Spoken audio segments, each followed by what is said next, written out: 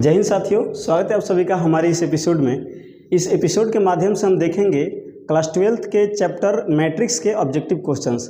आज का यह पार्ट 1 है, ठीक है। अगले एपिसोड में फिर इसका अगला पार्ट मिलेगा। चलिए तो आज की वीडियो को शुरुआत करते हैं और इसमें शुरू करते हैं फर्स्ट क्वेश्चन से। क्वेश्चन नंबर 1 है साथियों अपने पास, ए बराबर ए आई जे एम बाई एन एक वर्ग आव्यूह है। मतलब कि यहाँ पे दिया हुआ है अपने पास, ठीक है, एक मैट्रिक्स है ए बराबर क्या दिया हुआ है, ठीक है, यहाँ पे साइज को ओके।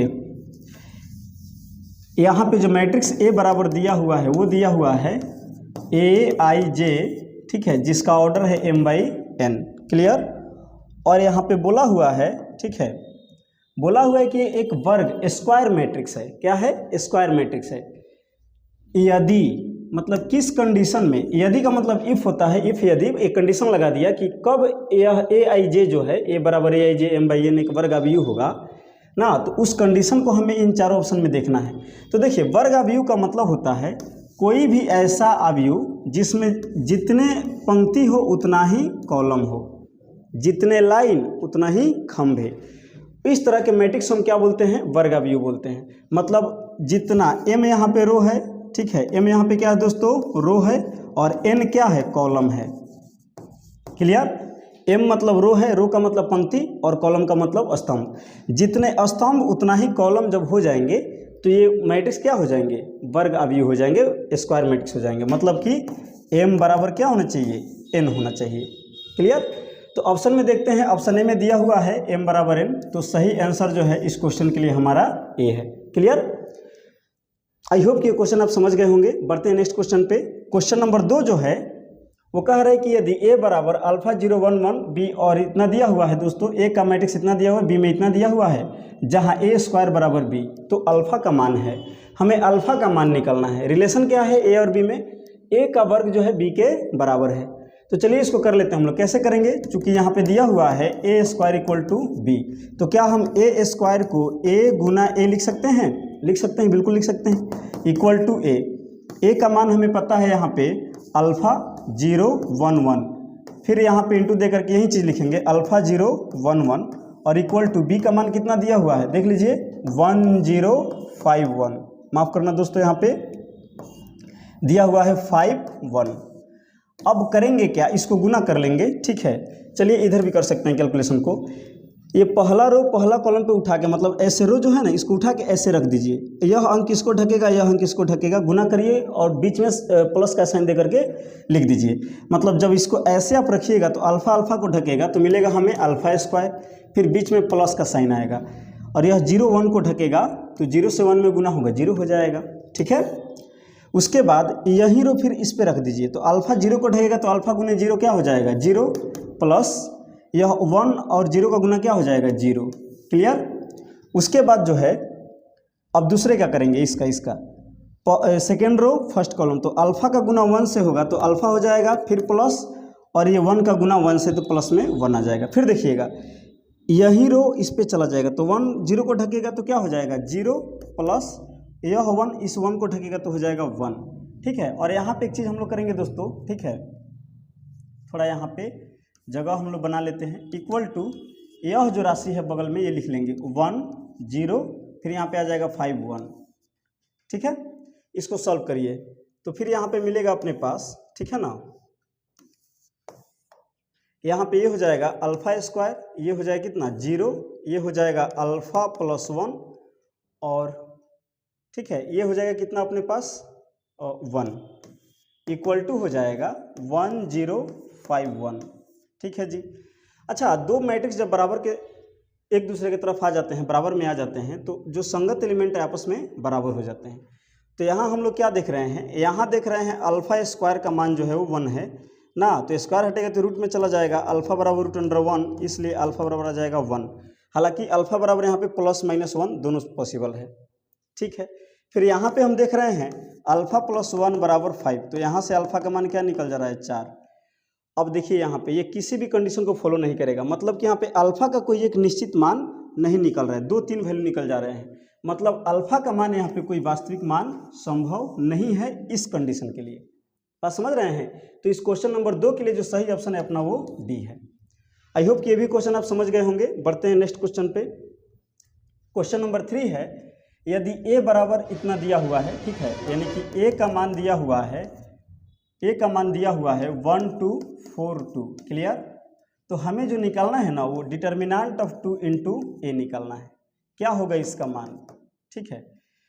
तो इसमें तो कोई मान दिया नहीं है, सांख्यिक मान नहीं दिया है, वो इसी रूप में दिया हुआ है। तो इसको हम कैलकुलेट करके देखते हैं। चलिए सबसे पहले हम क्या करते हैं, यहाँ पे 2 डिटर्मिनेंट ऑफ ए ना, तो इसको करेंगे हम लोग डिटर्मिनेंट के अंदर 2 और यहाँ पे मैट्रिक्स का मान रख देंगे। कितना रख देंगे, ये वाला 1 2 4 2, और इनका ले लेंगे हम डिटर्मिनेंट।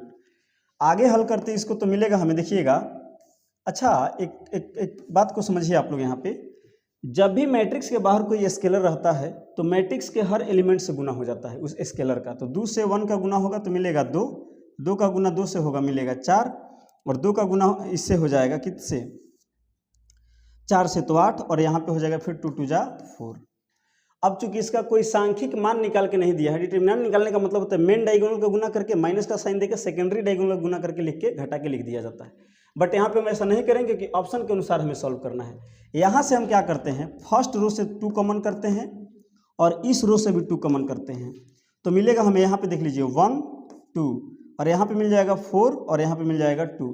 डिटर्मिनेंट का यही प्रॉपर्टी होता है कि इसके एक रो से एक एलिमेंट कॉमन होता है। अगर दूसरे एलिमेंट से दूसरे रो से अगर कोई एलिमेंट गुना करेंगे कॉमन करेंगे तो उसको मतलब कि लिखना पड़ेगा, समझ रहे हैं ना। जबकि मैट्रिक्स में क्या होता है कि एक एलिमेंट बाहर रहेगा तो सब में गुना हो जाएगा। डिटर्मिनेंट में कोई एक ही रो में गुना होगा, नहीं तो एक ही कॉलम में होगा। हमने यहाँ पे R1 से 2 कॉमन किया और R2 से भी 2 कॉमन किया है। यहाँ पे देखिए ये मिल गया 4, और देखिए यहाँ पे ध्यान से ये जो मिला हुआ है 1 2 4 2, क्या यहाँ पे 1 2 4 2 जो दिया है ए का मान दिया हुआ है, तो लिख देंगे यहाँ पे 4 और डिटर्मिनेंट ऑफ ए।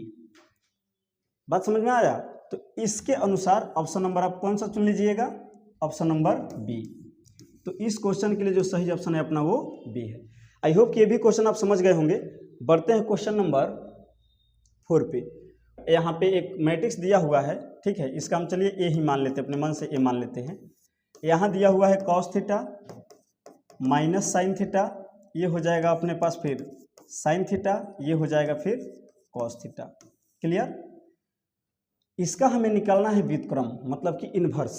क्या निकालना है दोस्तों, इन्वर्स निकालना है इसका।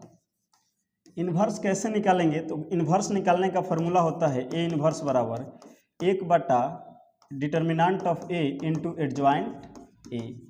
अब तो आपको पहले इन्वर्स निकालना होगा, सॉरी डिटर्मिनेंट निकालना होगा और फिर निकालना होगा एडजॉइंट। तो एडजॉइंट निकालने के लिए सबसे पहले हम क्या करते हैं, यहाँ पे कोफैक्टर लेते हैं। तो कॉस थीटा का लेंगे C11, मतलब पहले एलिमेंट को हम C11 लिखते हैं कोफैक्टर को, और लिखने के लिए हम क्या करते हैं, एक रूल को फॉलो करते हैं, ध्यान रखिएगा। कोफैक्टर लिखते समय यहाँ का एलिमेंट प्लस होता है, यह एलिमेंट माइनस होता है, यह एलिमेंट माइनस और यह एलिमेंट प्लस होता है, ये 2 ऑर्डर वाला में। बात समझ रहे हैं, ओके। तो इस साइन का प्रयोग करते हुए पहले हम लोग कोफैक्टर लिख लेते हैं। तो चलिए C11 का जब लिखेंगे तो पहला रो छोड़ेंगे और पहला कॉलम छोड़ेंगे, बचेगा कॉस थीटा। तो मतलब यहाँ पे मिल गया हमें कॉस थीटा। फिर ध्यान दीजिएगा C12, मतलब इस एलिमेंट का कोफैक्टर निकालेंगे। तो जिस रो में है वह रो छोड़ दीजिए, जिस कॉलम में उस कॉलम को छोड़ दीजिए, ठीक है। और यहाँ पे माइनस आएगा, देख लीजिए ये माइनस में, तो यह रो छूटेगा, कॉलम छूटेगा, तो आ जाएगा अपने पास माइनस में साइन थीटा, क्लियर। C21 मिलेगा, ठीक है, दूसरा रो पहला कॉलम, तो ये माइनस में होता है। तो यह जिस रो में उस रो को छोड़ेंगे और कॉलम को छोड़ेंगे, आएगा अपने पास यह वाला माइनस में साइन थीटा। जब इसको कैलकुलेट करेंगे तो मिल जाएगा plus sine theta, clear. I hope कि ये बात आप समझ गए होंगे। फिर आता है यहाँ पे C22, ठीक है, ये दूसरे के लिए, माने दूसरा रो दूसरे कॉलम के लिए हम लिख रहे हैं, ठीक है ना।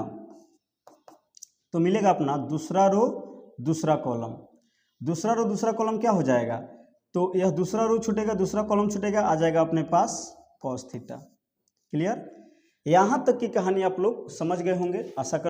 तो अब हमें निकालना है क्या, एडजॉइंट। पहले एडजॉइंट ही निकाल लेते हैं। तो एडजॉइंट ए का मतलब होता है, ठीक है, यह जो कोफैक्टर मिला है ना, इनके मैट्रिक्स का ट्रांसपोज कर लिया जाता है। मतलब कि cos theta minus sine theta, ठीक है, फिर यहाँ पे आ जाएगा साइन थीटा और फिर आ जाएगा यहाँ पे कॉस थीटा, और इनका ले लीजिए ट्रांसपोज।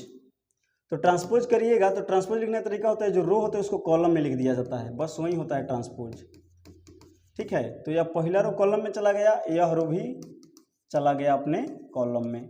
ठीक है, ये हो गया ट्रांसपोज। अब हमें डिटर्मिनेंट निकाल लेना है। तो डिटर्मिनेंट ऑफ ए बराबर जब हम निकालेंगे दोस्तों, ठीक है, डिटर्मिनेंट ऑफ ए जब निकालेंगे तो क्या हो जाता है, डिटर्मिनेंट ऑफ ए निकालेंगे यहाँ पे देख लीजिए तो मिलेगा अपने पास क्या, cos theta minus sine theta और फिर यहाँ पे मिलेगा कॉस थीटा। डिटर्मिनेंट का मतलब होता है पहला मेन डायगोनल गुना होगा, तो कॉस का कॉस से गुना करिएगा हो जाएगा कॉस स्क्वायर थीटा, माइनस दिया जाता है फिर इसका गुना करके लिखेंगे माइनस में साइन स्क्वायर थीटा। अब देखिए यहाँ पे ये आ गया cos square theta, minus minus गुना होगा हो जाएगा plus sine square theta. Cos square theta plus sine square theta बराबर क्या हो जाता है, 1 हो जाता है। क्लियर। अब जब इतना बात हमें पता चल गया तो अब हम निकालेंगे इसका थोड़ा सा और कैलकुलेशन कर लेना हम लोग को और अपना आंसर आ जाएगा। तो अब यहाँ पे हम जो है निकालेंगे क्या, हमें इन्वर्स निकालना था। Now A inverse equal to 1 by determinant of A into adjoint A. तो 1/1 क्योंकि डिटर्मिनेंट ए 1 आया है और यहाँ पे एडजॉइंट ए का मान कितना आया है, यहाँ पे देखिए निकाले हुए हैं, कहाँ गया एडजॉइंट जो है यहाँ पे ऊपर निकाले हुए हैं, ध्यान दीजिएगा। ठीक है, देख लीजिए यही है। ठीक है, अब यहाँ पे इस एडजॉइंट का मान लिख लीजिए तो आ जाएगा कॉस थीटा, ठीक है, आ जाएगा यहाँ पे साइन थीटा, फिर आ जाएगा माइनस में साइन थीटा और ये आ जाएगा फिर कॉस थीटा। क्लियर। तो 1 से मल्टीप्लाई करेंगे कोई फर्क नहीं पड़ेगा, इतना ही आ जाएगा। ठीक है ना, तो आ जाएगा अपने पास कॉस थीटा साइन थीटा, फिर ये आ जाएगा माइनस में साइन थीटा और ये आ जाएगा फिर अपने पास कॉस थीटा। ठीक है, तो ये अपना आंसर आया। आंसर देख लीजिए कॉस थीटा साइन थीटा कहाँ है, और माइनस में साइन थीटा और कॉस थीटा, मतलब ऑप्शन नंबर बी सही है इस क्वेश्चन के लिए। ठीक है ना, तो थोड़ा सा इसमें कैलकुलेशन है हल्का सा, आप लोग को डिटर्मिनेंट निकालना है, एडजॉइंट निकालना है और उसके बाद यहाँ फॉर्मूला में प्लॉट करना है और इन्वर्स निकाल देना है।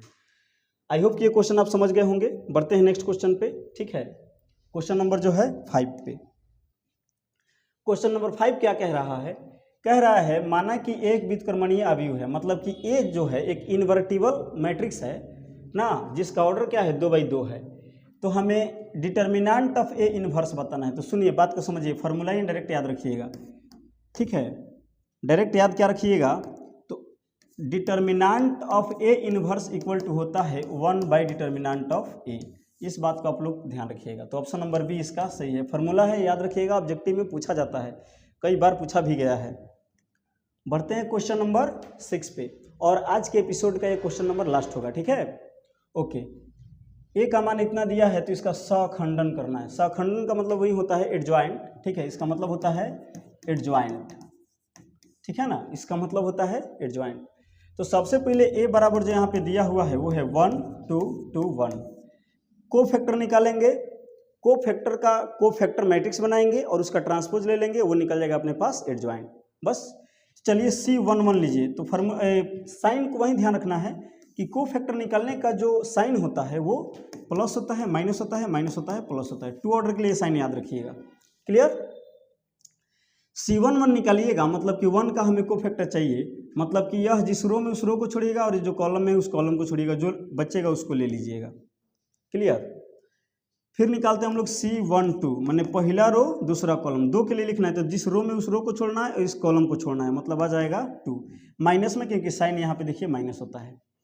फिर अब इस पे आ जाइए, C21 दूसरा रो पहला कॉलम क्या हो जाएगा, दूसरा रो पहला कॉलम यानी क्या आ जाएगा माइनस में 2, क्योंकि देखिए यहाँ पे साइन माइनस होता है। C22 मतलब ये हो जाएगा दूसरा रो दूसरा कॉलम यानी क्या आ जाएगा 1 हो गया। अब एडजॉइंट निकालने में कोई देरी नहीं है, इसलिए एडजॉइंट ए बराबर हम निकाल लेंगे। कैसे, देखिए ध्यान दीजिएगा, जो इन को फैक्टर्स का मैट्रिक्स बनेगा उस मैट्रिक्स का ट्रांसपोज ले लिया जाता है, तो एडजॉइंट ए हो जाएगा। तो यहाँ पे हो जाएगा 1 -2 और फिर यहाँ पे आ जाएगा 1। क्लियर। और इनका लेना है ट्रांसपोज। बात को समझिए, को फैक्टर का मैट्रिक्स बनाना है और उस मैट्रिक्स का ट्रांसपोज ले लेना है, जिससे हमें क्या मिल जाएगा, एडजॉइंट मिल जाएगा। तो ट्रांसपोज करने का मतलब अभी समझा रहे थे हम लोग, और आप लोग ऑफलाइन के क्लास में भी पढ़े हुए हैं, ठीक है। और देखिए इस DPP के लिए आप लोग अपने टेलीग्राम चैनल से जाकर के ज्वाइन कर जाइएगा, और वहाँ पे इस PDF को पहले सेंड किया जाता है, आप बनाते हैं, फिर अगले रोज इसका वीडियो सोल्यूशन दिया जाता है, ठीक है ना, ध्यान रखिएगा। और ये हर दिन मिलेगा आप लोग को, इस रेगुलरिटी को आप बनाए रखिए, बहुत फायदा होगा इस सीरीज से, ध्यान रखिएगा आप लोग। तो ये पहला कॉलम में लिखेंगे तो हो जाएगा 1 - 2, यह दूसरा कॉलम में लिखाएगा -2 1, ठीक है। और यही अपना एडजॉइंट ए का आंसर है। ऑप्शन में देख लीजिए 1 - 2 -1, मतलब कि ऑप्शन नंबर ए में ही मिल रहा है। तो इस क्वेश्चन नंबर 6 के लिए जो अपना सही आंसर है वो ऑप्शन है ए, ठीक है। आज का क्लास जो है हम लोग यहीं पे एंड करते हैं। आज की इस एपिसोड में हम लोगों ने 6 क्वेश्चन रखा था। मिलते हैं नेक्स्ट वीडियो में, जिसमें हम लोग फिर 5 या 6 या 10 क्वेश्चन को सॉल्व करेंगे, ठीक है। धन्यवाद।